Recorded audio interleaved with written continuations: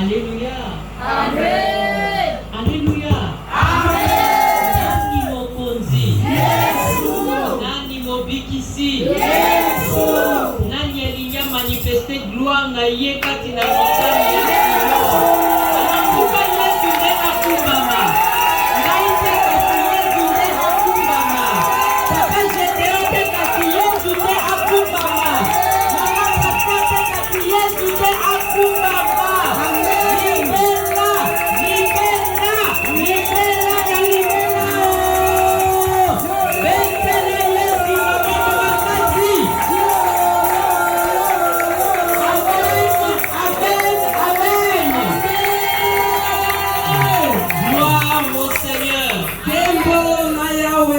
Bien-aimés, ce soir, nous voulons voir un autre sous-thème.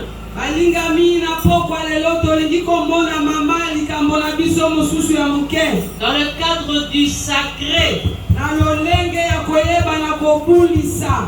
Hier, nous avons vu le sacré du temple. Aujourd'hui, nous voulons voir le sacré du corps. Parce que ton corps est le temple du Saint-Esprit. Amen. Alors nous allons pour cela lire 2 livres de la Bible. Il s'agit d'un enseignement que notre visionnaire nous a donné le 9 janvier 2012. Ça fait 10 ans. Il n'est plus là, mais il n'y a que la parole de Dieu qui ne passera pas.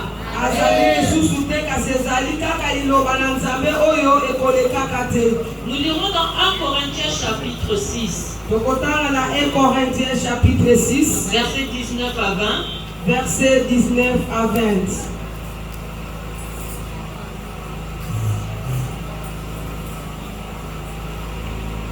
Que Dieu bénisse ceux qui prennent note. Amen. Et nous lirons dans 2 Chroniques chapitre 29. 2 Chroniques chapitre 29. Verset 3 jusqu'à 5. Verset 3 kilo na 5.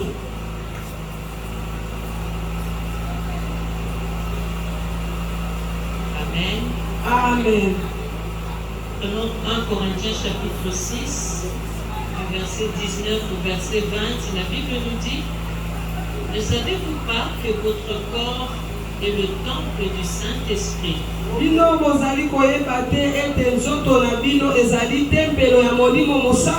qui est en vous, que vous avez reçu de Dieu, et que vous ne vous appartenez point à vous-même,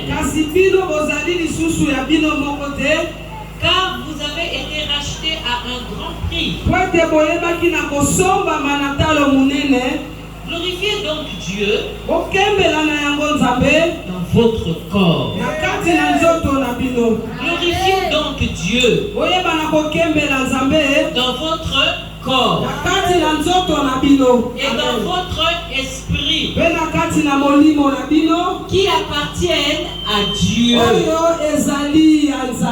Amen. Amen. 2 Chroniques 29, 3 à 5 nous dit: la première année de son règne, au premier mois, on parle d'Ézéchias. Non, le il là c'est Ézéchias. Ouvrit les portes de la maison de l'Éternel et il les répara. Il fit venir les sacrificateurs et les lévites qu'il assembla dans la place orientale. Et il leur dit: écoutez-moi, Lévites. Maintenant, sanctifiez-vous. Amen. Sanctifiez la maison de l'Éternel, le Dieu de vos pères, et mettez ce qui est impur hors du sanctuaire. pepo ye banakotia oyo ezali mbindo libanda na kati na esika ya kobulisama. Parole du Seigneur. Liloba na Nzambe wana. Quelqu'un peut applaudir pour la parole de Dieu. Alléluia. Amen. Dieu tout-puissant, quand mon cœur considère tout l'univers créé par ton pouvoir. Oh, le ciel d'azur, les éclairs et tonnerres, le clair matin ou les ombres du soir, de tout mon être, de tout mon être, alors s'élève un chant, Dieu tout-puissant, que tu es grand, de tout mon être, alors s'élève un chant, Dieu tout-puissant, que tu es grand. Et quand je pense au sublime mystère qu'un Dieu si grand ait pu penser à moi, oh, que son seul fils est devenu mon frère et que je suis l'héritier du grand roi. Alors mon cœur s'écrie à chaque instant que tu es grand, oh Dieu d'amour, alors mon cœur s'écrie à chaque instant que tu es grand, oh Dieu d'amour. Nzambe nakembo,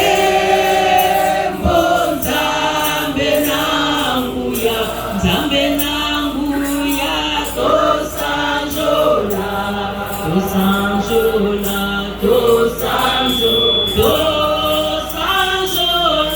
Nzambe nakembo,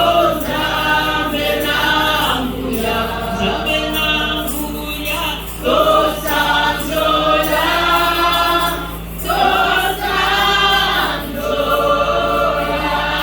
La solo tosanjolio Nzambe na bomoi.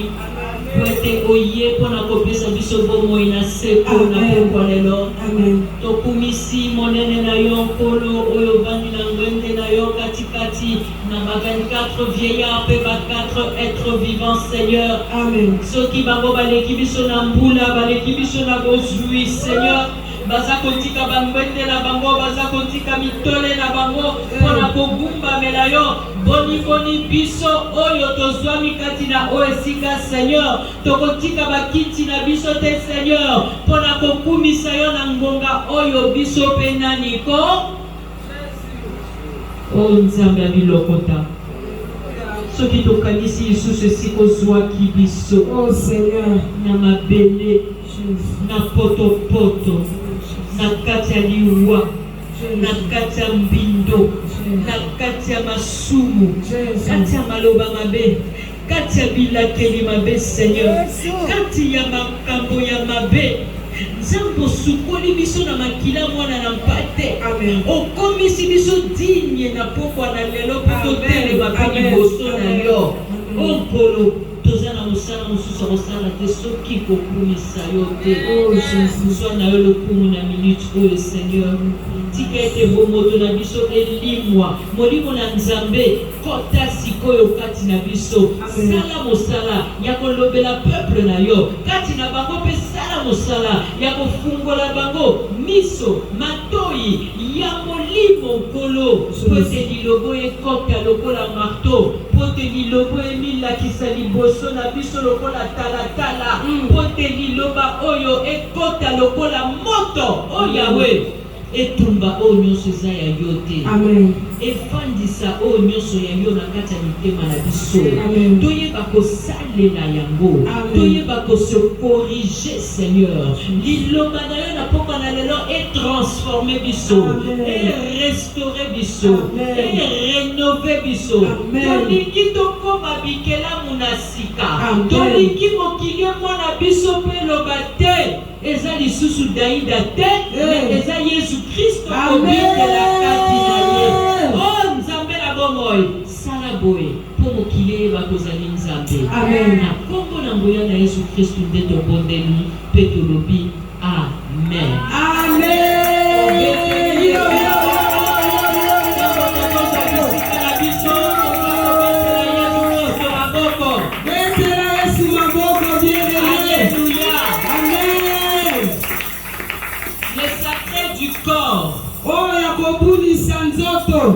Amen, amen. Bien aimé, en ce milieu d'année, na katikati ya mbula oyo, le Seigneur nous recommande d'avoir un esprit nouveau. Une nouvelle façon de voir les choses. Oui, le Seigneur aimerait qu'en regardant notre corps, que nous ne voyons plus l'assemblage d'organes. Oh estomac nangai.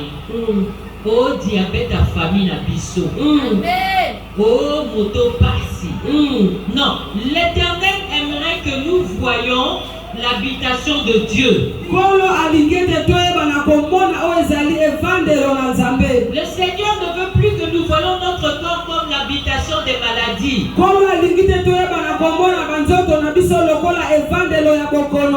Pas comme l'habitation des malédictions. Pas comme l'habitation des maris de nuit. Pas comme l'habitation du diabète. Mais l'habitation de Dieu. Amen. Parce qu'il réclame aujourd'hui que nous lui appartenons. Comment est-ce que nous lui appartenons? Parce que Dieu a payé un prix. Amen. Et le prix qu'il a payé pour nous avoir, même notre papa ne peut pas le payer.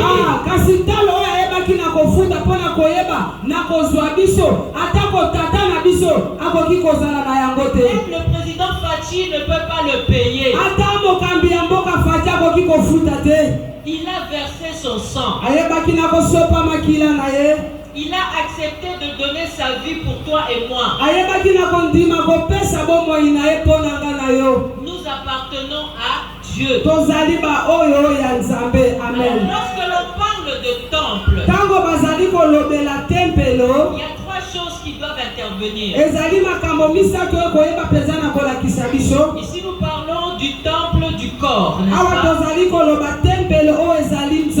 La première chose qui doit intervenir, c'est que le temple corps, c'est le lieu de rencontre entre Dieu et l'homme.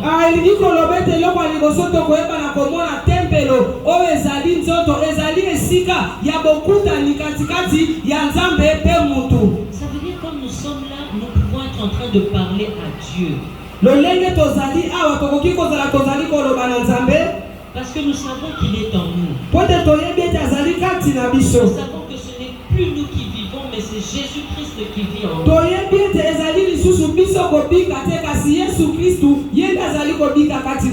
Anne était au temple. Elle parlait avec son Dieu. Mais le pasteur croyait qu'elle était sourde. Non, elle parlait avec son Dieu.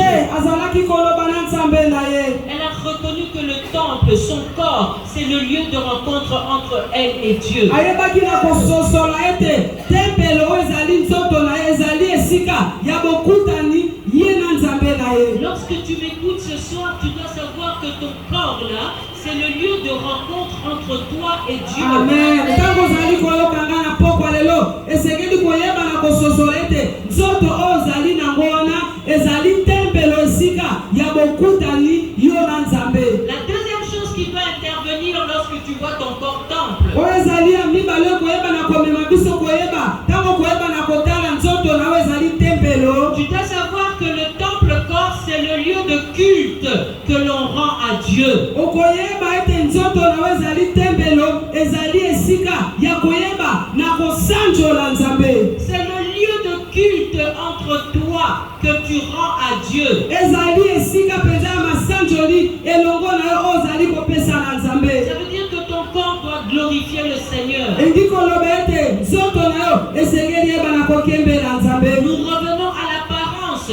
ta façon de t'habiller, ta façon de parler, ta façon de mettre les faux ongles, ça doit glorifier le Seigneur. tozali kotala na oyo ezali komonana lolenge na oyo ya kolata lolenge na oyo ya kotia manzaka esengeli yeba na kozala oyo ezali kokumisa nzambe. Tu peux te maquiller, Esther aussi, on l'a maquillée pour aller rencontrer le roi. Mais si tu te maquilles comme une prostituée, là ça ne glorifie pas le roi des rois. okoki kobongisa na yo elongi na yo po ete Esther mpe bayebaki na kobongisa elongi na ye kasi soki yo obongisi elongi na yo lokola bantumba wana ozali kokumisa mokonzi te. Tu peux mettre des faux ongles, mais que ce soit naturel. Mais si tu mets des faux ongles comme un perroquet, ça ne glorifie pas le Seigneur. okoki kotia manzaka ezala manzaka penza oyo ekoki kasi soki otie penza manzaka oyo ezali lokola kasuku ezali lokola oyo ezali kokumisa nzambe te. Le temple corps, c'est le lieu de culte que l'on rend à Dieu. tempelo nzoto ezali esika ya masanzoli oyo bazali kopesa na nzambe. Bien aimé, lorsqu'on parle de temple, balingami ntango bazali kolobela tempelo il y a une troisième chose qui doit en sortir. ezali eloko ya misato esengeli yeba na kobima. Le corps temple. nzoto tempelo. Temple signifie le lieu de sacrifice que l'on rend à Dieu. tempelo ezali esika oyo bazali kotumba mbeka bazali kotumbela yango nzambe. Ton corps ne doit pas être fait pour l'excès de table. nzoto na yo ekoki kosalema mpona koyeba na kolia ya kolekisa te na lokoso te. Parce que Christ habite en toi. po ete kolo azali kovanda kati na yo. Dieu est esprit. po ete nzambe azali molimo. Et l'esprit domine sur ta chair. mpe esengeli molimo eyeba na kokonza oyo ezali mosuni. Alors tu ne peux pas te laisser dominer, bien-aimé, par la gourmandise, l'excès de table ou les gloutonneries. na yango wana okoki komitika penza oyo ezali lokoso kolia mingi eyeba na kokonza yo te. Parce que ça c'est la terre. po ete yango ezali nzoto ezali Mais mabele. le corps temple, ça signifie le lieu de sacrifice que l'on rend à Dieu. nzoto tempelo ezali esika ya kotumba mbeka ozali kotumbela nzambe. Ton corps est fait pour jeûner, c'est ça le sacrifice que tu rends à Dieu. nzoto na yo ezali kosalema mpona koyeba na kokila yango wana nde mbeka oyo ozali kosalela nzambe. Ton corps est fait pour veiller. Jésus a dit veillez et priez car nous ne savons pas l'heure. nzoto na yo ezali mpona koyeba na kosenzela mpona nze yesu azali koloba na biso te boyeba na kosenzela mpe bobondela po ete boyebi ngonga te. Bien, mais le Seigneur veut que nous lui offrions toutes sortes de sacrifices, Kolo. mais dans le temple corps. kolo azali kosenga na biso te toyeba na kobonzela yeba mbeka nyonso kasi na kati na nzoto oyo ezali tempelo. Amen, amen.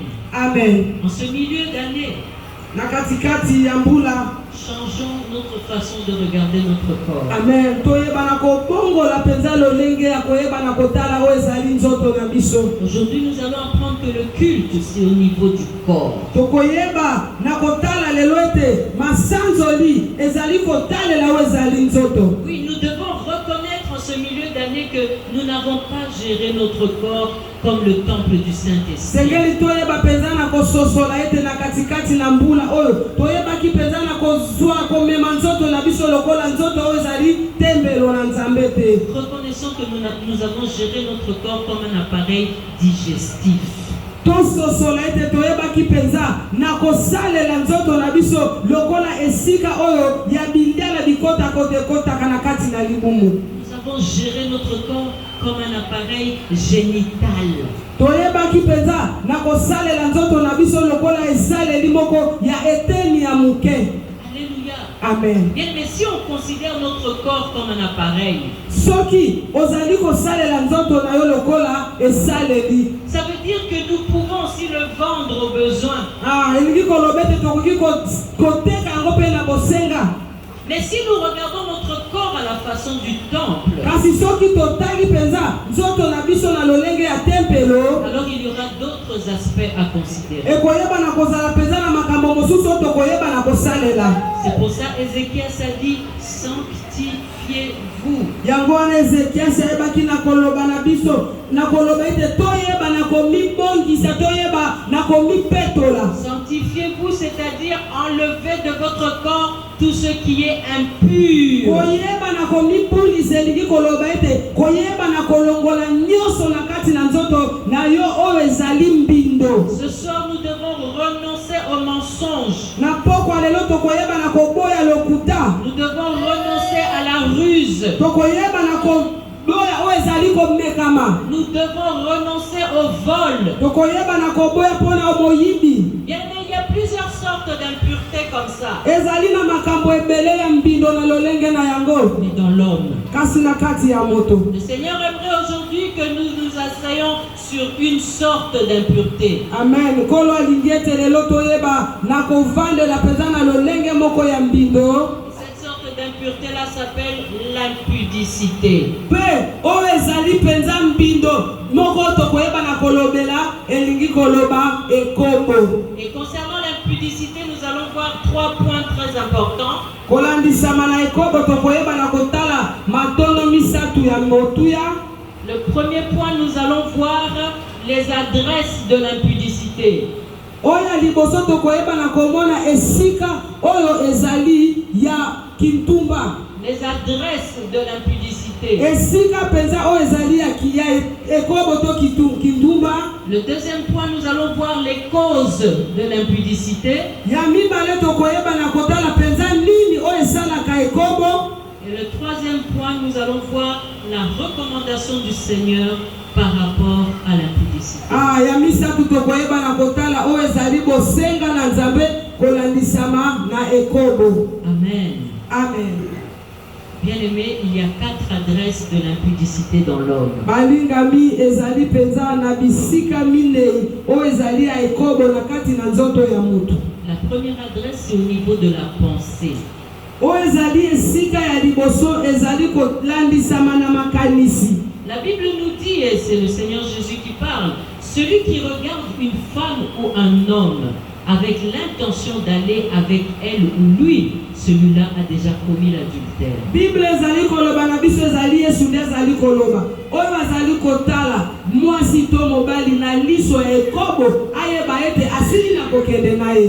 Donc la première adresse c'est au niveau de la pensée. Esika ya liboso ezali kotalisa oyo ezali makanisi na biso. On peut être dans sa chambre mais avec des scénarios volatiles dans les pensées. Okoki kozala na kati na suku na yo kasi na makanisi oyo esili na kokende bipai na bipai esili na kopimbwa. Et puis on vient à l'église comme une sainte ou comme un saint. Pe oye na kati na ekleze lokola mosantu ya mwasi to mosantu ya mobali. Bien-aimé, je ne peux pas lire dans tes pensées, le pasteur ne peut pas lire dans tes pensées, même le diable ne peut pas lire dans tes pensées, mais Dieu il lit dans tes pensées. Amen. Molingami nakoki kotanga makanisi na yo te, ata kutu monguna akoki kotanga makanisi na yo te, kasi Nzambe nde ayebi makanisi na yo. Et dans ce cas-là, Dieu voit déjà en nous l'impudicité. Kasi na lolenge wana Nzambe azali komona kati na biso ekobo. Comme la pensée est immatérielle, lokola ekobo ezali eloko oyo emonanaka te basalelaka yango te, personne ne voit que tu es impudique. moko te akomona ete ozali moto na ekobo. Les gens te qualifient même de saint. Bato mosusu bakoyeba na kobenga yo mosantu. Mais Dieu voit pourquoi il a écrit tu aimeras le Seigneur ton Dieu de toute ta pensée. pensée. Nzambe amoni pona nini ayebaki na koloba ete okolinga kolo Nzambe na yo na makanisi na yo nyonso. S'il y a une partie de ta pensée qui aime Dieu, mais l'autre est dans le péché, bien-aimé, Dieu a dit tu ne peux pas être un pied dedans et un pied dehors. Soki makanisi na yo ndambu ezali na Nzambe, ndambo ezali na mokili. Nzambe alobaki na biso okoki kozala lokolo moko libanda te, lokolo moko na kati te. Si tu es tiède, il te vomira. Soki ozali moto te malili te, bakoyeba na kosanza yo. Bien-aimé, quand nous cherchons le sommeil, Molinga mitangu tozali koluka poki. à quoi pensons-nous? Nini otokanisaka? Qu'est-ce qui t'aide à dormir? Nini penze sungaka pote olala? Laisse-moi te dire que si nous pensons aux relations sexuelles, alors voici l'impudicité en nous. Molinga mi tika na loba na yo soki tozali kokanisa osangisi ya nzoto tala ekobokati na biso. Et ce que nous disons là, il n'y en a pas que pour les célibataires, même les mariés le font. Otozali koloba ao ezali kaka banzemba te ata bakwelani bango pe basalaka yango. Au lieu de penser à son mari, au lieu de penser à sa femme, il ou elle pense à quelqu'un d'autre. Na esika oyeba na kokanisa mwasi na yo to mobali na yo yo komi kokanisa moto mosusu. Voilà la première adresse de l'impudicité. Tala esika ya liboso ya ekobo. Faisons attention à nos pensées. Toyeba na kozala na bokebi mingi na makanisi na biso. Amen. Renonçons aux mauvaises images. Toyeba penza na koboya penza bilindu penza o ezali ya mabe na kati na mitu na biso. Alléluia. Amen. Voici la deuxième adresse de l'impudicité. Tala esika ya mibale pona tina na ekobo. C'est au niveau du cœur. Ezali na kati na motema. Au niveau du cœur. Na esika ya motema. Ce qu'il y a dans le cœur détermine nos pensées. O ezali na kati na mitema na biso. Ezali penza kolakisa makanisi na biso. Ça veut dire que si on aime beaucoup quelque chose, on pense souvent à cette chose. Elingi kolobete soki olingi mingi eloko moko okoyeba na kokanisa yango. Que ce soit toi ou que ce soit ceux qui te servent, ils n'ont jamais vu ton cœur. Ezalata yo moko, ezalata bo bazali kosalela yo, bamona na motema na yo te. Ils peuvent se tromper, Baboki komikosa. mais c'est Dieu qui ne se trompe pas. Amen. Ezali kaka Nzambe nde amikosaka te. Amen. Or, toi, tu n'appartiens pas à quelqu'un. Erio, ozali ya moto mosusu te. Tu n'appartiens pas à ton ami. Ozali ya moninga na yo te. Tu n'appartiens pas à ton papa ou à ta maman. Dieu n'a fait que te prêter à eux. Ozali ya mama na yo te, ya papa na yo te. Nzambe ayebaki kaka na kodefisa yo bango. Bien-aimé, tu appartiens à Dieu. Amen. Moninga mi yo ozali ya Nzambe. Amen. Alléluia. Amen. Et la Bible dit, tu aimeras l'Éternel ton Dieu de tout ton cœur. Pei loba na Nzambe ezali koloba na biso te okoyeba na kolinga Nzambe na yo na motema na yo mobimba. Alors si vraiment Dieu est dans ton cœur, Na yango wana ya solo soki Nzambe azali kati na motema na yo, compte tenu de la grandeur de Dieu, kolandisa mapenza na monene na Nzambe, il occupera tout l'espace de ton cœur. amen. Akoyeba na kozwa esika nyonso na kati na motema na Il yo. n'y a pas de place pour quelqu'un d'autre dans ton Amen. cœur. Ezali na esika mosusu pona tina moto mosusu te na kati na motema na yo. Amen. Alors d'où viendra alors le mal en toi? Kasi mabe ekouta wapi kati na yo? Dieu doit occuper l'entièreté de ton cœur. Nzambe esengeli ayeba na kozwa motema na yo mobimba. Si tu aimes, si tu adores encore l'impudicité aujourd'hui, c'est que Dieu n'occupe pas ton cœur. Soki olingi, soki ozali koguma mela kaka o ezali ekobo kino lelo, yeba ete Nzambe azali kozwa esika te na kati na motema Alors na tu yo. vas retourner à la prière d'acceptation. Esengeli penza oyeba na kozongela o ezali losambo ya boyambi. Tu dois retourner aux enseignements. Sengeli oyeba na kozongela malakisi. Les hommes peuvent nous ovationner. Mibali penza bakoki kopungisa makanisi na biso. Non, les hommes en général, les êtres humains, ils peuvent nous ovationner. Ovationner, ça dit côté les mains, pour nous embêter la batuma boko. Kokumisa, batu bakoki kotelema koyeba na kokumisa biso. Les hommes peuvent nous acclamer. Batu bakoki penza kokumisa biso. Bien, mais on peut nous prendre comme modèle, mais. Bakoki kozwa biso lokola ndakisa. Moi, quand je regardais maman Eni Koutino, je disais, j'aimerais bien prêcher comme cette femme. Tango nazalaki kotala mama Eni Koutino nazalaki koyeba esengeli penza na yeba na kotea lokola une convention, mais c'était par Zoom parce qu'on était confinés à cause du Covid. ezalaki na mokolo moko oyo azalaki kosala milulu na ye kasi ezalaki na ntango oyo bayebaki na kokanga biso mpona ntina na bokono ya Covid. Alors ma soeur passait par là et elle m'a regardé en train de prêcher devant un ordinateur. Après elle a dit vraiment les Mikutino sont passés. Amen. Vous êtes les nouvelles Mikutino.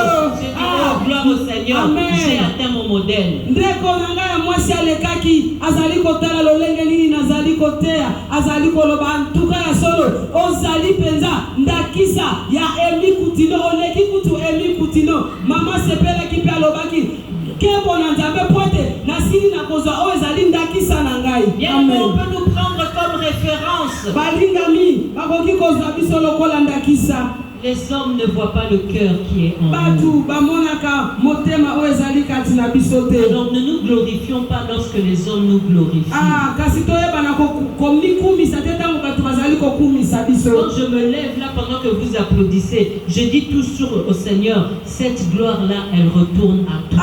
ntango notelemaka awa nazali komona bozali kobeta maboko nalobaka ete kembo oyo ezonga kaka na nzambe. Amen. Parce que si nous voyons les cœurs de chacun, bien aimé, on n'aurait pas à se glorifier. soki tomoni penza motema ya moko na moko tokoka te penza koyeba na kokumisa. L'impudicité dans l'homme vient se loger dans le cœur. ekobo kati na bomoi ya moto eyebaka kovanda na kati na motema. Oh, que le Seigneur délivre ton cœur ce soir. Amen. tikete nzambe ayeba na kokangola motema na ona pokwa lelo. À Amen. cause de tout le mal que tu fais à ton corps et à ton prochain, à cause de cet amour pour l'impudicité. kolandisama penza na mabe osalaka na nzoto yo mpe na moninga na yo kolandisama na bolingo wana oyo ezali ya ekobo. Je prie que le Seigneur te sépare de Amen. tout ce qui est vil au nom de Jésus. nasengi ete nzambe ayeba na kokabola yo na nyonso oyo ezali mbindo na kati na bomoi na yo na kombo na Je Yesu. prie que le Seigneur te garde que ce qui est saint en Amen. toi. Amen. nasengi na nzambe ete ayeba na kobatela kaka oyo ezali buli oyo ezali esandu kati na yo. Au Amen. nom de Jésus. na kombo na Yesu. Troisième adresse de l'impudicité, esika ya misatu ya ekobo c'est la bouche. ezali monoko. C'est la bouche. ezali monoko. L'impudicité vient loger même au niveau de la bouche de l'homme. ekobo eyaka kozwa esika kovanda atako na kati ya motema ya moto. C'est pourquoi on parlera des paroles impudiques. yango wana bakoyeba penza na kobimisa maloba ya ekobo. Il y en a qui ont bien croisé les jambes ici. ezali na bamosusu basilaki na kokanga makolo na bango awa. Mais c'est leur bouche qui est écartée par l'impudicité. ezali minoko na bango penza nde ezali kosalelama mpona ntina na ekobo. Il y a des paroles impudiques bazali na maloba moko ya ekobo dans la bouche. na kati na monoko. Il y a des gens qui ne peuvent pas sortir sans trois phrases sans parler de façon impudique. eza na bato mosusu bakoki kobimisa maloba misatu te soki balobeli oyo ezali ekobo te. Sache une chose, yeba eloko moko. aussi bien tu te brosses les dents chaque matin, ntango nyonso ozali kosokola monoko na yo ntongo nyonso. autant tu devrais aussi te brosser la langue de l'impudicité. esengeli oyeba na kosokola mpe loleme oyo ezali ya ekobo. Zambe, lolemo nazosukola ngo dentifrice oyo ezali su dentifrice te ekomi makila na yo zwali. Amen. Amen. L'impudicité eloko. Amen mama. Tu dois te laver la langue de sengeli l'impudicité. penza koyeba na kosokola monoko na yo ya ekobo. Amen. Que le sang de Jésus touche ta langue ce soir. tikete makila na yesu oyeba na kosimba oyo ezali lolemo na yo na pokwa lelo. Pour la purifier de l'impudicité. mpona koyeba penza na kopetola mpona ntina na ekobo. Amen, amen. Amen. Au nom de Jésus. na kombo na Yesu. Quatrième adresse de l'impudicité, esika ya minei ya ekobo c'est au niveau du sexe. ezali na esika ya eteni na nzoto. Au niveau du sexe. na esika ya eteni na nzoto. Ici, c'est l'action impudique. awa ezali penza esika ya mosala penza ya ekobo. Mais comment manipulons-nous notre sexe? lolenge nini koyeba na kosalela oyo ezali eteni ya nzoto na biso. Nous ne sommes pas mariés. Est-ce que nous utilisons notre sexe pour faire pipi ou pour faire le missionnaire? tozalano ya kobalama te eteni na nzoto na biso tosalelaka yango mpona koyeba na kosuba to mpona koyeba na kosalela yango na bisika nyonso.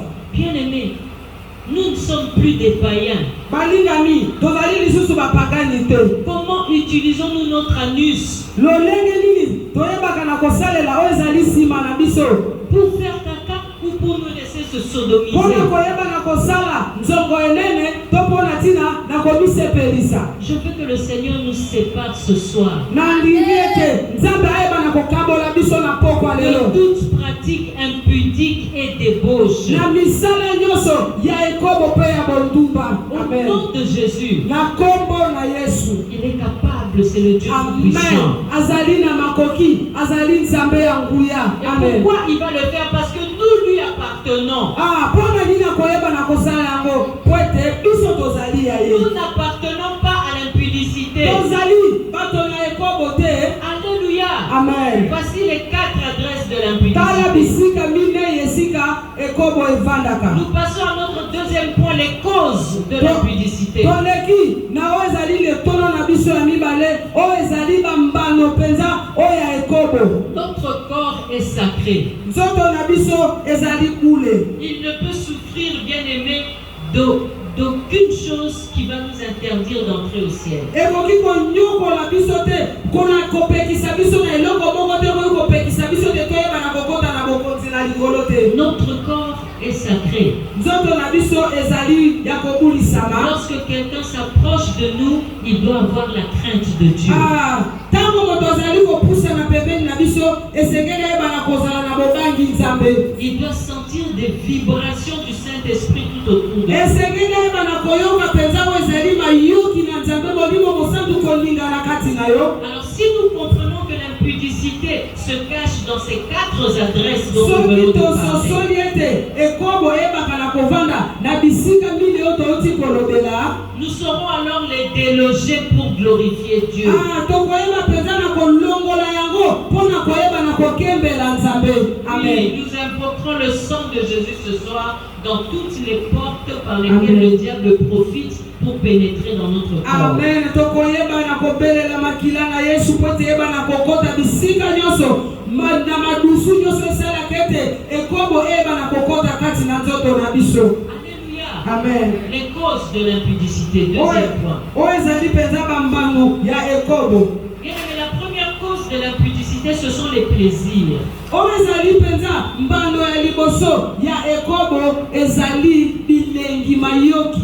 Lorsqu'on tient à rencontrer Dieu, ntango ondimi koyeba na kokutana na nzambe si plaisir il doit avoir, esengeli esengo oyeba na kozala nango. non, si nous avons envie en même temps d'avoir du plaisir, soki tozali kaka na esengo on doit renoncer à notre propre plaisir. tokoyeba na koboya mpenza oyo ezali bisengo na biso bilengi na biso.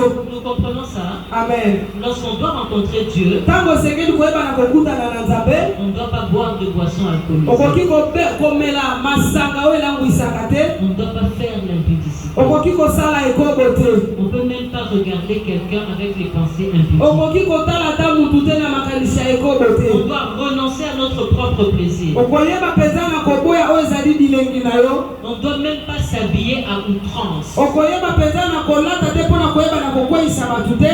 Lorsqu'on veut rencontrer Dieu, ntango olingi kokutana na nzambe. on s'habille pour honorer Dieu. Amen. bayebaka na kolata mpo na ntina na kokumisa nzambe. On ne s'habille pas pour que l'épouse du pasteur nous voie et qu'elle nous dise « Ah, moi aussi je veux ça ». okolata te po ete mwasi ya paster ayeba na komona mpe ayeba na koloba ete nga mpe na kolata oyo. Alléluia. Amen. Mais lorsqu'on n'est pas marié, balingami ntango nanu obali te. on ne peut pas combiner son propre plaisir et le plaisir de Dieu. Non. okoki kokanisa mpenza kosangisa oyo ezali bilengi na yo te na bilengi ya kolinga nzambe te. La relation sexuelle au niveau du corps peut être la cause du non-exaucement ou de l'inefficacité de la prière. bosangisi nzoto na yo wana ekoki kosala ete oyeba na kozala na nguya te mpe oyeba mabondeli na yo eyeba mpenza na kozala na nguya te. Est-ce que vous comprenez l'importance de de renoncer à son propre plaisir pour rencontrer Dieu? Est-ce que penza bososoli koyeba penza na kolongola o ezali mayoki na yo o ezali esengo na yo pona koyeba na kokuta na Nzambe? Ma soeur, mon frère, rappelons-nous toujours que nous sommes du ciel et notre destination c'est le ciel. Balinga mi mwasi pe mobale sekeli boyeba na kososola ete tozali ba o ya likolo esika pe tozali kokende ezali na likolo. Et lorsque nous disons Jésus revient bientôt, nous devons nous poser la question si nous sommes prêts. Tangu tozali koyeba ete koloba ete Yesu azali koyakala te esengeli toyeba na komitu na motuna eske tozali ya kobonga? Amen. Amen. Deuxième cause de l'impudicité. Bano ya mibale pona tina na ekobo. Après le plaisir, il y a la pauvreté. Na sima penza ya bilengi wana ezali bobola. Bien, mais la pauvreté, ça veut dire que la mauvaise politique au niveau du pays peut influer sur les causes de l'impudicité. Elingi koloba ete lolenge penza ya bokamba mi penza o ezali ya mboka ekoki kosala na biso ete eba na kozala moko pona tina na ekobo. Oui, les gens qui ont initié les pillages de 1992 n'ont aucune leçon à nous donner aujourd'hui. Ba o bayebaki na kosala penza o ezali kobotola biloko na makasi koyiba kobuka ba magasin ezali kosala ete mboka na biso eba na kozonga sima. Parce qu'ils sont responsables de l'augmentation du taux d'impudicité dans notre pays. Pote bango nde basali ete penza ekobo eba na kozala ebele na kati na mboka na biso. À cause de l'appauvrissement qui s'en est suivi. Pona nini pona tina penza na bobola oyo ebaki na kouta na kati na pillage. Cet appauvrissement a donné naissance à des quartiers comme des Pakajuma. Bobola wana yeba na kopesa penza ba bisika moko esika banduba bayeba kana kosangana pe kotonga bandako. Bien aimé, aujourd'hui il y a des filles qui se laissent prendre pour 2000 francs congolais. Molinga mi lelo ezali na basi mosusu ba mitika na ba mi pesaka bazwa bango pona 2000 francs congolais. Toi que Jésus a racheté au prix de son sang. Yo penza oyo Nzambe Yesu ayebaki na kosomba na motako penza oyo ezali ya makila na ye. Tu acceptes de revendre ton corps à 2000 francs congolais. Olingi koyeba lisusu na koteka nzoto na oyo lisusu pona tina 2000 francs congolais. Tout ça pourquoi? Parce que les parents ne sont pas payés. Pona nini pote baboti bafuti bangote. Les parents n'ont même pas de revenus. Bazali ata na bisika o bakoki kozwa eloko te. Et nous parents, nous sommes conscients de ce que notre fille va faire. Biso pe baboti penza tozali na koyeba oyo mwana na biso ya mwasi azali kosala. Nous sommes même contents parce qu'à cause de ça, ce soir, nous aurons quelque chose à manger.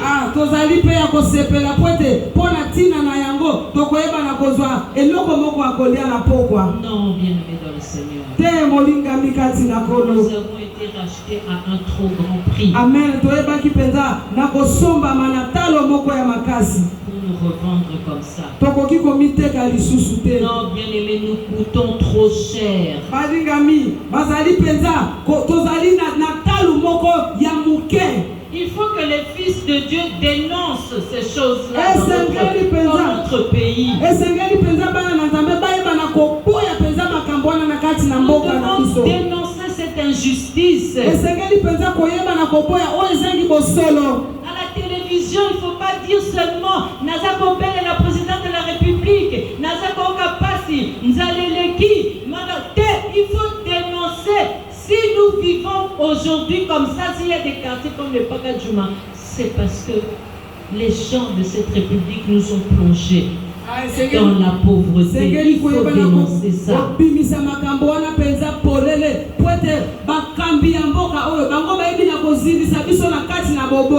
faut pas regarder comme des hypocrites et fermer les yeux. Pourquoi? Parce que c'est nous qui voyons les conséquences de ces mauvaises gestions de notre pays. Nous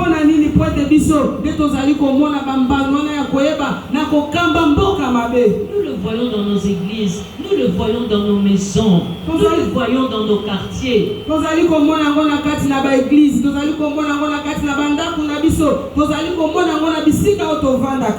lorsque nous nous engageons à prier pendant ces 5 jours, dans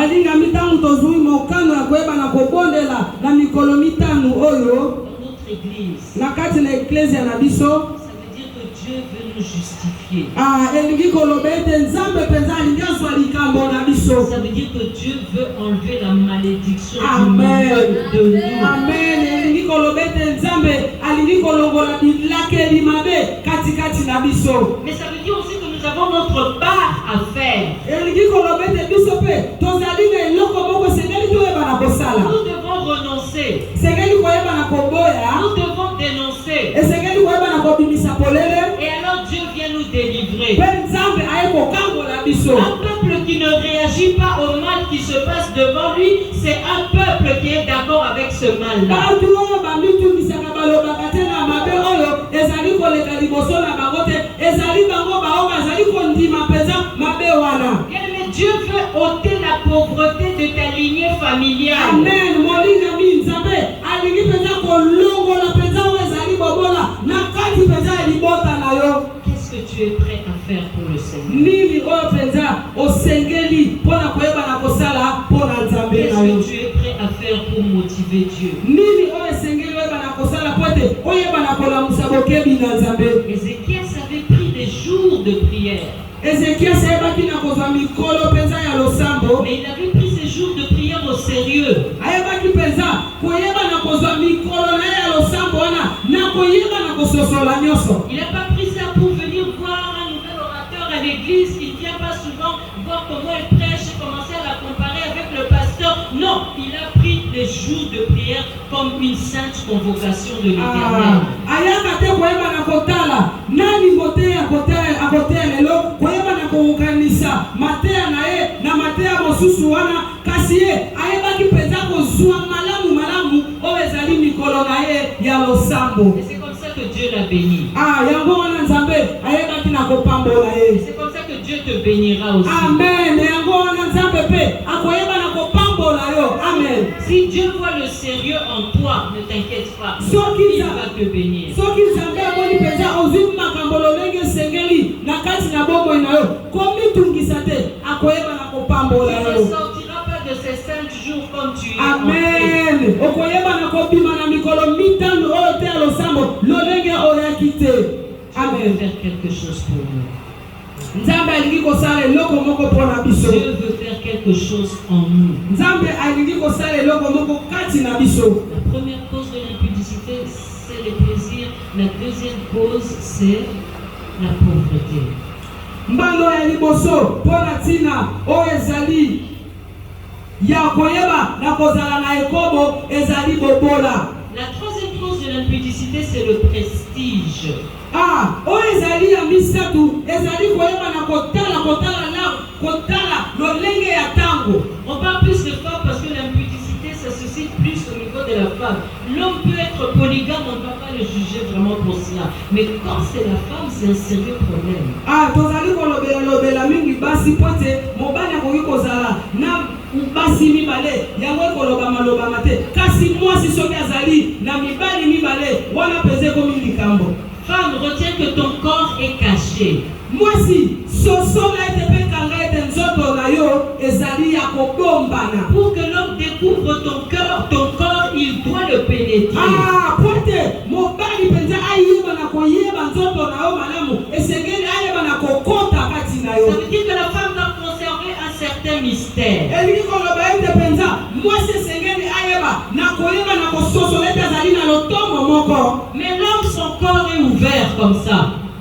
Kasi mobali nzoto na ye ezali kaka polele boye. Dès qu'il voit un petit sein dehors, ça se redresse. C'est tout droit comme un drapeau. Il n'y a aucun mystère, c'est comme ça, c'est là. Sakola maman. Est-ce que vous comprenez ces choses? Amen. Que c'est nous femmes qui devons nous protéger.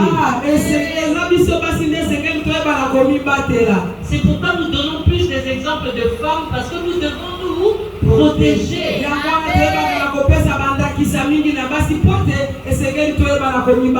Mais aujourd'hui, nous voyons des filles qui se donnent à certains hommes juste pour s'enorgueillir.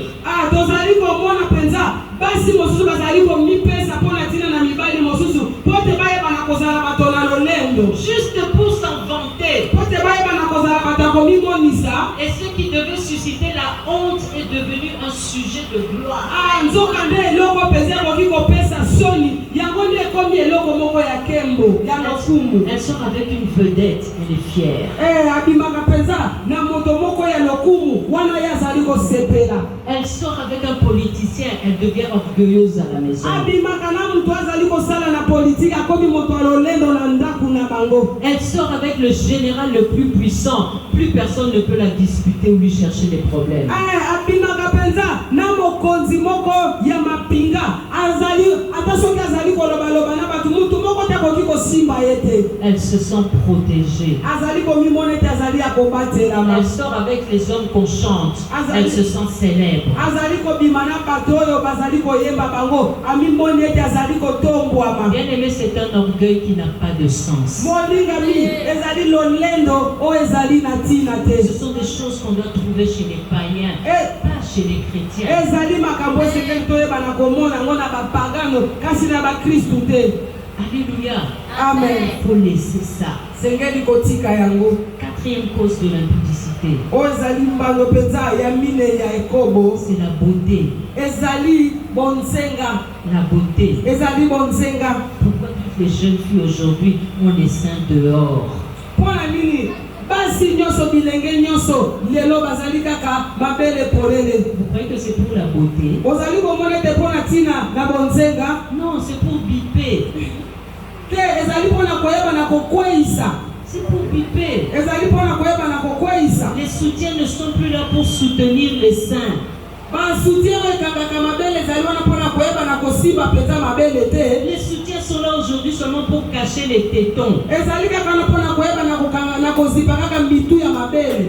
jeans ne sont plus là pour s'habiller. Les filles, quand elles essayent un jeans, elle essaye devant le miroir. Vous croyez qu'elle s'arrête à regarder comme ça? Non, il faut qu'elle fasse ça. Qu'est-ce que tu regardes? Tu veux t'habiller? Non. Les jeans sont là aujourd'hui pour montrer les fesses. C'est l'impudicité. Les jeans, hein, maman? Ils sont plus là pour habiller les gens.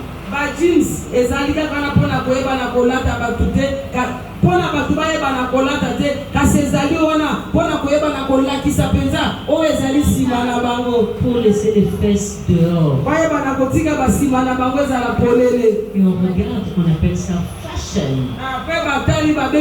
fashion. Et avec quoi? Quand on passe avec sa fashion là, on fait tomber son mouchoir, on s'abaisse. Il y a un long fil là qui longe le ciel, qui s'appelle les strings. Pour terminer la séduction. Tu t'abaisses, il y a le long fil là qui longe la route céleste.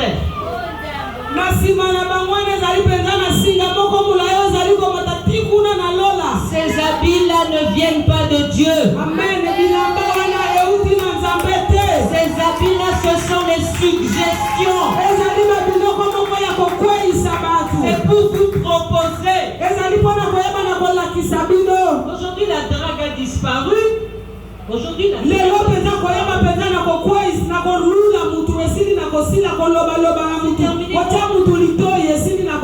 ne drague plus les filles.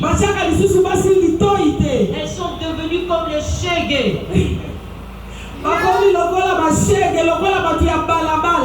voyez, quand il y a un feu rouge, hein, les filles viennent elles-mêmes. Elles s'arrêtent sans se faire inviter. Hein. Elles s'arrêtent près d'une voiture. Quand elles voient que la voiture aussi s'arrête, elles viennent. Oui, je prie ce soir que toi tu aies une voiture. Si une fille comme ça te voit, elle vient dans ta voiture, elle dit oui, toi tu vas dire non. Amen. Toi tu vas dire non. Amen. Toi tu vas dire non. Il faut que ceux qui conduisent arrivent à dire non.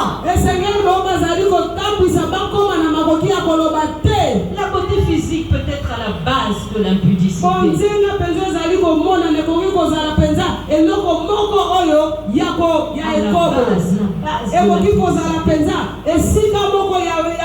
kokweyisa bato. Non, bien-aimé, ta beauté doit glorifier le Seigneur. Te molingami bonzenga na yo esengeli yeba na kokumisa Nzambe. Il faut que les païens voient que dans les églises aussi, il y a des belles filles qui s'habillent amen. correctement et que leur beauté serve le Seigneur. Leur beauté n'est pas là pour séduire les gens à l'église. Esengeli bapagano bayeba na komona ete na kati na beklezia ezali na basi bonzenga pe bazali kosalela Nzambe bazali kolata kitoko pe bonzenga na bango ezali wana mpona koyeba na kokweyisa bato te. Les païens doivent savoir que dans l'église, il y a des beautés qui servent Dieu. Amen. Bapagano esengeli bayeba na koyeba ete na kati na beklezia ezali na bonzenga oyo ezali kosalela Nzambe. Alors les païens viendront dans les églises pour se convertir et se marier avec des chrétiennes. Amen. Na yango na bapagano bakoyeba na kwa na kati na beklezia bayeba na kobongola mitema pe bayeba na kobalana na bakristu. Bien-aimé, je viens de faire la connaissance d'un pasteur qui vient du Brésil, mais c'est un Congolais de chez nous. Nauti penza koyeba na mobateli pate moko auti na Brésil kasi azali mokongomani awa. Mais avec lui, on a commencé à parler plus des affaires que de la pastorale, mais il est pasteur aussi. Kasika elongo na tebaki na kolobanga pona tina na makambo o etali mosolo etali biso kasi azali mobateli pate lokola biso. Mais toutefois, ce pasteur a commencé notre relation par se confier à moi en ce qui concerne son mariage. Tangu penza mobateli pate ayebaki na ko mi pese pa nanga tozalaki kosola kolandisama na oyo ezali makwela na ye. Il a dû divorcer parce que sa femme s'est méconduite, mais ils ont eu une petite fille ensemble. Ayebaki penza na ko kabwana na mwasi ne poete mwasi na ayebaki na kolakisa bizaleli mabe kasi babotaki mwana moko ya mwasi. Mais en voyant le sérieux en moi, kasi koyeba na kotala penza makambo esengeli kati na koye komona makambo penza malamu kati na nga. cet homme-là m'a demandé de lui trouver une épouse comme moi. Alléluia. Mubali wana penza ayebi na koloba ete na mama ete ayeba na kolukela e mwasi lokola ye. Bien-aimé, à l'instant où je vous parle, je lui ai présenté une sœur de mon église. Amen. Elle fait sa connaissance. Amen. Elle a dit, maman, elle est à très peu de choses, elle est en tout point de vue presque comme toi. Nous sommes là pour vous éduquer. Amen. L'église est aussi un centre d'éducation.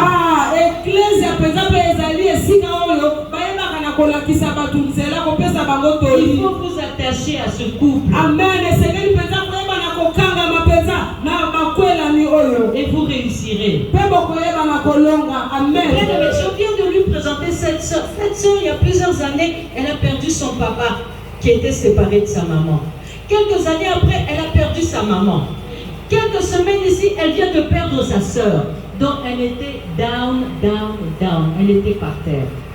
Naebaki na kolakisa ye mwasi moko boye oyo abungisa mama papa na ye abungisa mama na ye na moni kolomuki awa auti lisusu penza kobungisa yaya na ye azali penza na suka komi na suka. Mais quand ce pasteur a fait la connaissance de ma petite sœur là, tango mobateli pate wana baibi penza na koyeba na kosololaka naleki na nga wana, il y a 2 jours, il m'a dit, maman, na mikolo mibale alobi na nga mama, ma mère s'entend très bien avec ta sœur.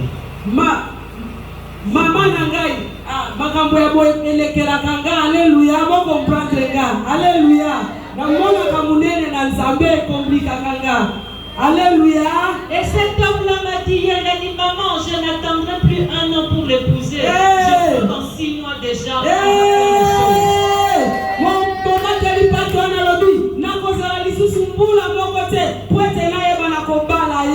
Alléluia. Amen, maman. Bien-aimés, nous devons nous attacher au sacré pour vivre la bénédiction de l'Éternel. Que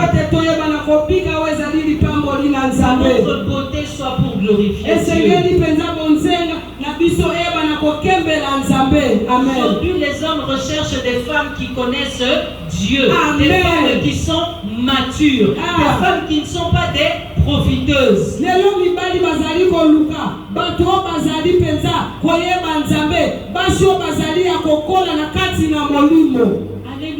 Amen. Et il y a un cinquième point qui est la cause de l'impudicité. Ezali na litono ya mitano o ezali mbalo ya ekobo. C'est l'envoûtement. Ezali penza kolokama. L'envoûtement. Ezali kolokama. Si tout le monde dit que quelque chose n'est pas normal, Soki moto nyonso penza alobi ete eloko penza elongo bamite. c'est qu'il y a un esprit mauvais qui dirige la chose. Elingi koloba ete ezali na molimo moko ya mabe o ezali kokamba eloko wana. Bien aimé, il y a des gens qui sont envoûtés. Balingami ezali na bato mosusu oyo balokama. Il y a des gens qui vivent des amours qui ne sont pas naturels. Ezali bato mosusu bazali kobika bolingo penza oyo ezali penza ya malamu te. Ça peut être de l'inceste de père en fils. Ekoki kozala penza oyo ezali bosangisi penza ya papa na oyo ezali kouta na tata pe na mwana mobali. Ton père faisait déjà l'inceste dans la famille. Papa zalaki kosala penza bosangisi nzoto na bandeko na kati na libota. Mais toi aujourd'hui tu es même prêt à divorcer avec ton épouse pour sortir avec une fille qui est déjà sortie avec ton frère. Yo zali penza lelo na makoki ya koyeba na kokabwa na penza na mwasi na yo pote oyeba na kolinga mwasi oyo asangana deja na ndeko na yo ya mobali. Ça c'est l'impudicité qui emmène à la malédiction. Wana penza ezali ekobo oyo ezali komema bilakeli mabe. Ça veut dire malédiction plus. Elingi koloba penza bilakeli mabe oyo ezali kobakisama. Tu sors avec une jeune fille mais qui est déjà sortie avec ton papa. Ozali kobima na mwana mwasi oyo abima deja na papa na Et yo. tu es fou amoureux d'elle. Bien aimé, tu n'es pas fou amoureux d'elle, tu es en fou. Pe olingi penza makasi penza te olingi makasi te olangwa yete yo ozali ya kolokama. Quand tu vois quelque chose qui te conduit dans l'impudicité mais d'une façon anormale, pourquoi? Parce que c'est un interdit. Sache que c'est de l'envoûtement. Quand vous allez komona eloko moko penza o ezali komema yo na nzela o esengeli te yo ozali kokoba na yango komona yango te ezali eloko ya malamu te ezali kolokama. Amen. Nous terminons par notre troisième point, la recommandation.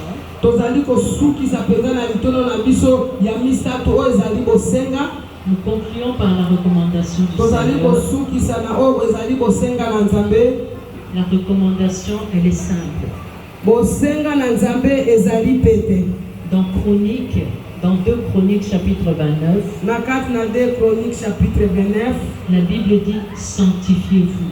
liloba na Nzambe ezali koloba na biso ete toyeba na komipetola. Et sanctifiez la maison de l'Éternel. Toyeba na kopetola o ezali ndako ya Nzambe. J'ai dit elle est simple parce que physiquement c'est difficile.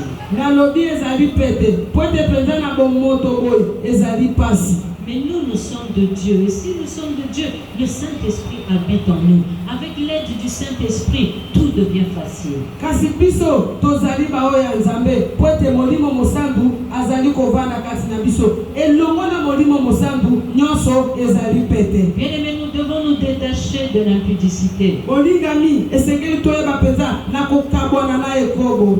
Partout où elle a élu domicile dans notre corps, Bisika nyonso penza ezwa esika na kati na nzoto na biso. que ce soit dans les pensées, on doit s'en débarrasser. Ekoki kozala na makanisi na biso esengeli koyeba na kokabwana Que ce nango. soit dans le corps, on doit y renoncer. Soki ezali na kati na motema na biso esengeli koyeba na koboya yango. Que ce soit dans la bouche, on doit invoquer le sang de Jésus. Soki ezali na kati na minoko na biso esengeli koyeba na kobelela makila na Yesu. Que ce soit au niveau de notre sexe, nous devons invoquer le sang de l'agneau. Soki ezali na kati na eteni na biso ya nzoto esengeli koyeba na kobelela makila ya mwana pate.